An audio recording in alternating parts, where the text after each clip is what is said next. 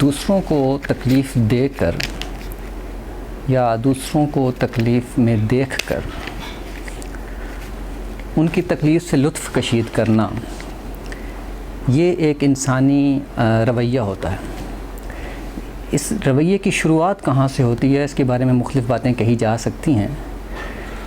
لیکن بچپن کا زمانہ کہ جب اس انسان کی شخصیت تشکیل پا رہی ہوتی ہے، آپ غور کیجئے تو ہمارے ماحول، ہمارے نصابات اور ان تمام چیزوں میں اس رویے کو سکھایا جا رہا ہوتا ہے۔ میں آپ کے سامنے چند مثالیں رکھتا ہوں۔ ہم بچپن میں کہانی نظم پڑھتے ہیں ہمٹی ڈمٹی کی، دیوار سے گرا ٹوٹ گیا، اور all the king's horses اور all the king's men could not put Humpty Dumpty together again۔ اب اس چیز میں ہم کیا دیکھ رہے ہیں کہ ہمٹی ڈمٹی ٹوٹ گیا ہے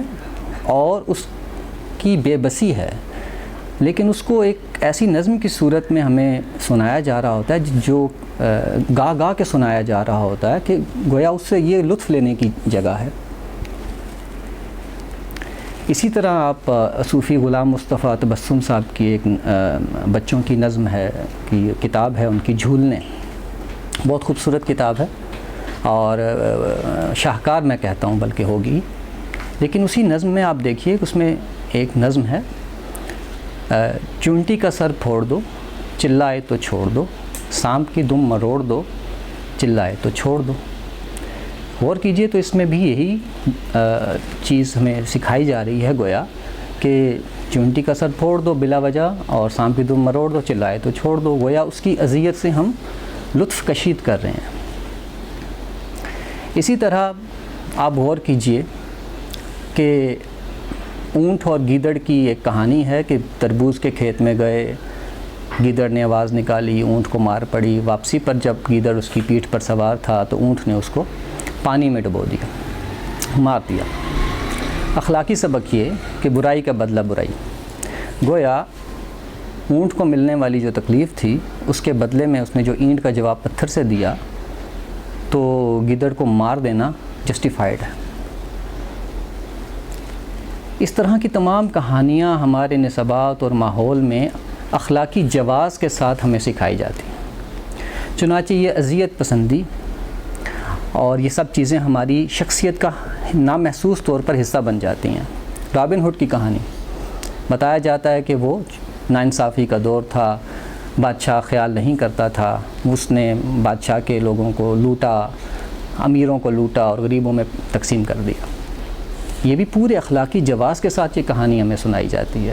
ہماری شخصیت کا حصہ بن جاتی ہے کہ اگر انصاف کا نظام کام نہیں کر رہا تو قانون کو اپنے ہاتھ میں لے لیں۔